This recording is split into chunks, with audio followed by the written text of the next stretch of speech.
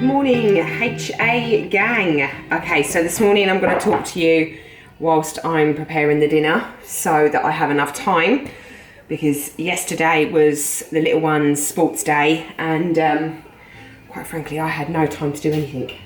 So sorry if I'm in and out, you can still hear me, but I'm just going to try and get the dinner at least on, and then we can have a good chat in the meantime. So, do you know what, today I'm actually going to make it about how to start this, because, you know, I had a lovely email, I think it was yesterday, yeah it was yesterday, from a really, really lovely lady, and to be honest with you, she, you know, was on her own or within her own journey, and I kind of got the sense of feeling that she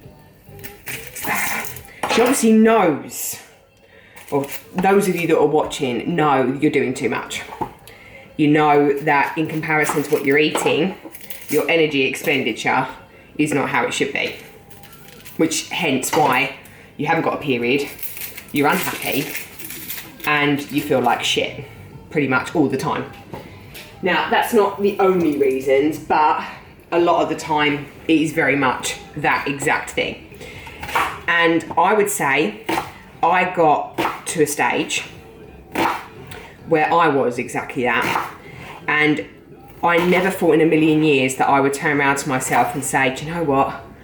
I don't think I can do this anymore. What am I doing to myself? What is the point in living when every day I'm waking up, I'm dreading what I've got to do. I can't eat my breakfast unless I've ran, walked, swam, hiked, whatever the hell, for a minimum of 1 to 2 hours. And that's still not enough. That's enough to get me through to breakfast. But then I need to do more and stay active to get lunch. And God forbid that I didn't, lunch would be a chore. So, what I want to say to you, if you've got to the stage where you know you're doing too much, but you can't really see light at the end of the tunnel, and you're thinking to yourself, well, how do I start? Where do I start? What do I do? Do I just decrease some of the exercise? Do I just suddenly start eating a shit ton of calories? What do I do? So my advice, sorry guys, you can still hear me. My advice is set yourself a goal for 1 week, just one. And after this week, you're going to do nothing. You're just going to do a week, right? And within that week, what you're going to try and do is, if you're eating a set period of calories or you're a calorie counter, I want you to increase the calories by just 200 a day. Just. And I'm saying that, I say just 200 for most people is like, ugh. But in reality, 200 is an extra 1 tablespoon of olive oil in their dinner and a large banana. That's it. That's 200 calories extra. Now, you don't have to eat crap calories if you don't want to. I say crap calories, but you don't have to sit there and eat it in ice cream. But I think it would be a treat if you did. So just think to yourself, right, I'm going to do 1 week. And in this week, I'm not going to train just for 7 days. I'm going to set myself a target, a goal of I'm not going to train for 7 days, but I'm also going to eat 200 calories more a day. And then when you get to the end of that 7 days, reevaluate how you feel. So if you're finding that you actually could eat 200 calories pretty damn easily, extra, but you're struggling a little bit with the exercise, then still eat the extra 200 calories, add another 100 on top of that, and try and get to 300 extra calories, but once a day with a rest day in the week. That's important. Try and do some light exercise, even if it's just a bit of walking, but only make 1 session, not 10, not 5, not 3, not even 2. I'm talking 1 session. So take 1 week off completely. If you found that that week of exercise non-activity was actually okay, and after a week you're still looking in the mirror thinking, oh well, I don't feel that big, even though I've eaten 200 extra calories. In fact, you may have dropped a bit. I know that's really hard to comprehend, but just take it from me, it can happen. So you've done a week, you've increased your calories by 200, you've stopped exercising completely, and you're just going about your day as you normally would. Stop setting the alarm any earlier, stop going down the gym and doing your gruesome cardio or weight training routine. Just stop it. Just do 1 week. And if you can, at the end of that week, still feel good about not training, do another week. Do it until you fall in love with it again. Because I think women who are in this journey are bloody fed up. They're fed up of having this need, this desire to want to have to go and train, and in the back of their mind they're hating every second of it. They don't enjoy the gruesome cardio workouts, they don't enjoy feeling like crap, getting dizzy headed, you know, feeling rubbish and snappy and awful 99% of the time. So take it week by week, and it might only be 4 weeks for you of eating a couple of extra 100 a day. I'm talking 200 extra a day just to begin with. You won't even notice it. Take a week off of exercise. If you can do 2, great, but don't think about that right now. Just think about that 1 week. Can you do it? Document every day how you feel, even if it's video yourself on your iPhone or write a journal. That's a fantastic way of doing it, writing in a journal. Hold on, I'm just going to get the wok. And if you can do 2 weeks, fantastic. See, after 2 weeks, if you can do 3, and so on and so forth. And eventually, you'll get to maybe where I got, which after 4 or 5 weeks of not training at all, apart from obviously walking, which I did once a day. I'm going to bring you over here now. I would suggest, if you can do, hold on, let me just see if you can see me. There we go. If you can do that, bloody awesome to start with. And try and carry on as best as you can. And if you feel at the end of 3-4 weeks, oh my God, I've got so fat, oh, and you're in massive panic, all you got to do is either stick to the non-activity of not doing anything, but maybe just stop increasing the calories. So stop at your 200 a day and think, right, that's enough. I'm already eating 2,000, now I'm eating 2,200, and that's about enough for me. You've got to do it in your own way, guys. You can't just all of a sudden, you know, pick up Nicola Rinaldi's book, which I loved, I absolutely loved. Some people can't go, right, sod it, I'm going to eat 2,500 calories and I'm going to stop training. I take my hat off to you if you do. But it's a scary, scary thought when you're training 7 days a week for 3-4 hours a day. You're very active. You restrict your food and calories to a set amount of maybe 1,800, 2,000, whatever. It's hard and it's tough to think, shit, I don't want to eat like 500, 600, 700 extra, and then on top of that, stop training.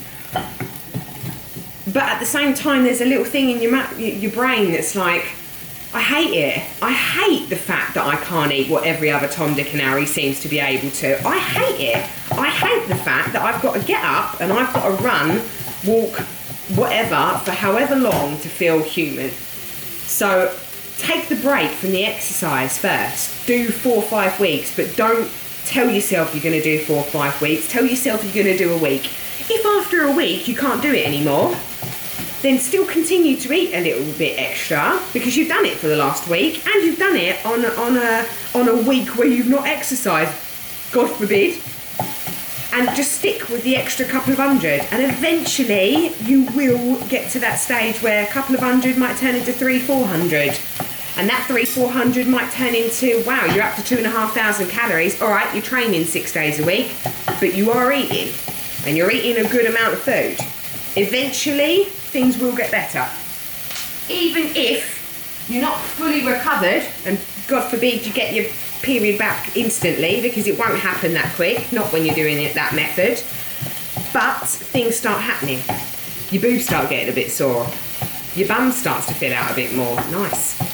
Or you get to the stage where you wake up and you're not as snappy as what you was last week. and you're not dreading the thought of going for a run or going for a weight training session. I recommend more weight training than I do long distance cardio though, guys, if that's possible, depending on the person, obviously. But even if you can say to yourself, well, I'm not dreading it, I can't wait to get out and get me running shoes on. Another thing I would say as well, which really helped me, all the runners out there, if you do or are continuing to run, my advice would be as well to listen to podcasts when you're doing it. I've never been one for listening to podcasts, not my thing.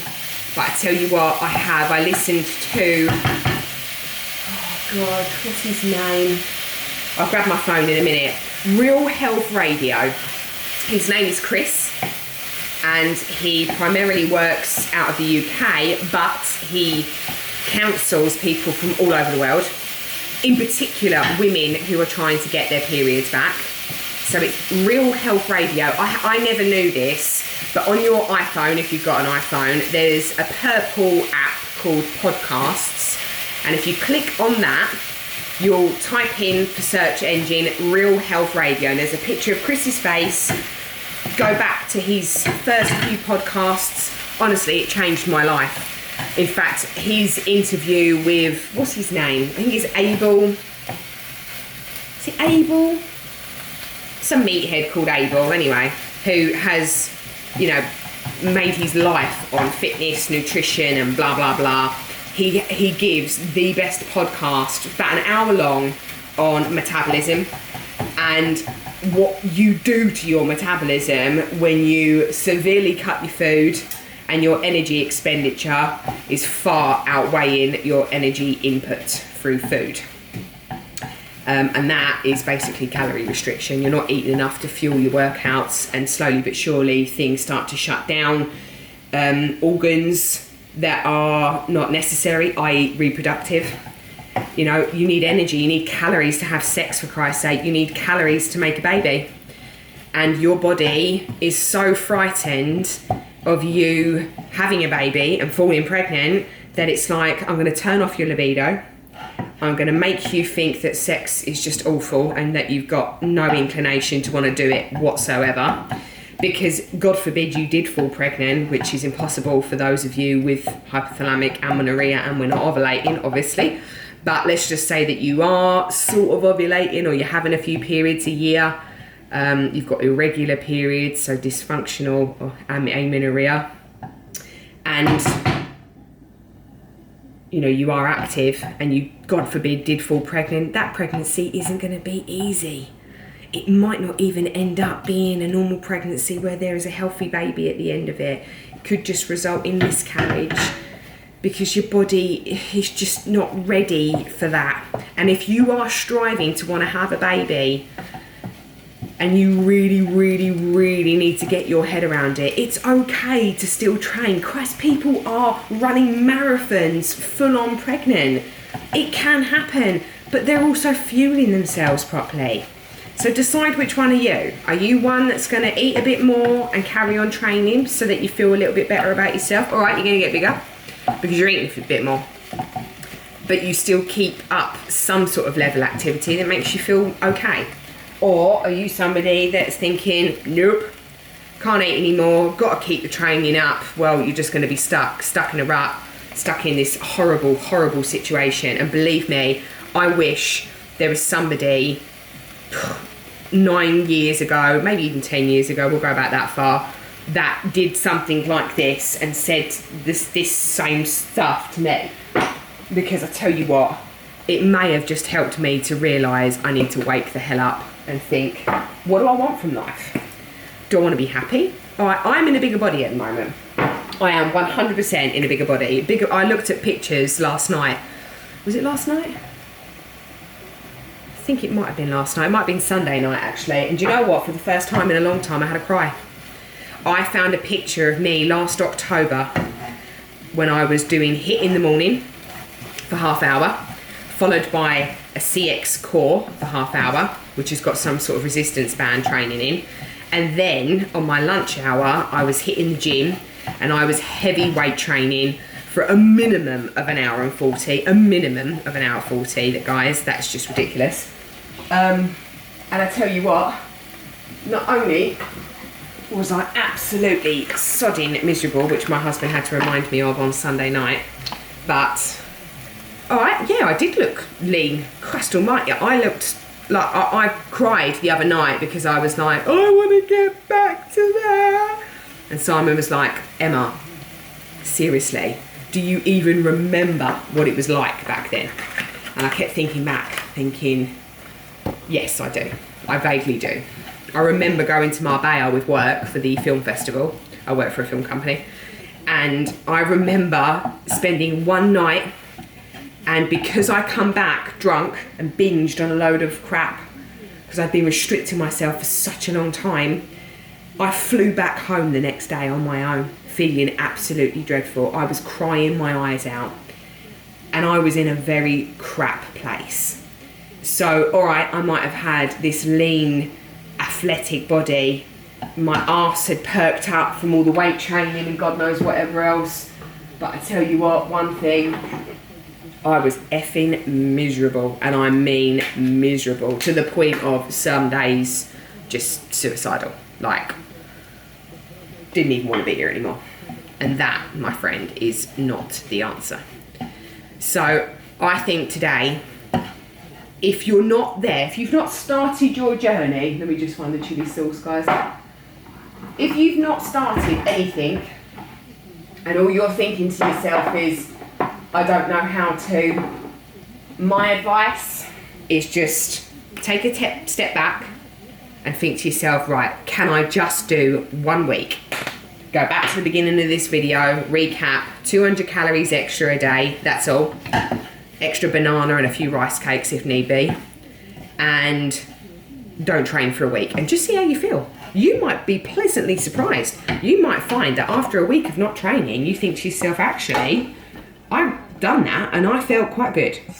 And I think I could do another week. Fantastic, do another week. You might find, after doing 3 weeks, unlike myself, that you're really not missing the training at all, and that you don't want to go back to training yet. And that's even better, because, not being funny, you are going to get your period back a darn sight faster if you don't do what I did, and that was go back to training. Obviously, it's going to happen quicker because your body is not in that stress mode and you're in perfect hormonal environment. But, truth behold, I couldn't do it. And it doesn't mean that I am self-sabotaging myself.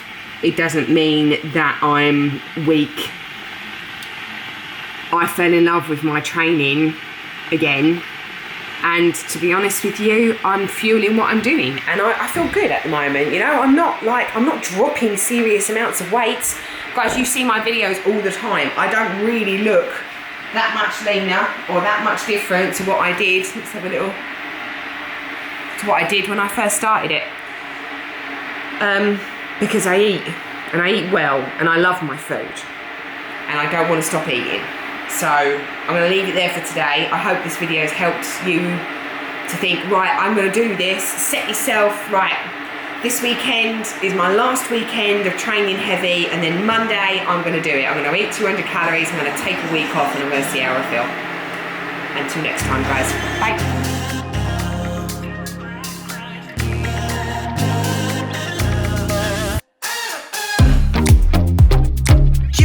We're always on the edge. We fight and make love at the same time. Would you break up just because I told you what I did last night?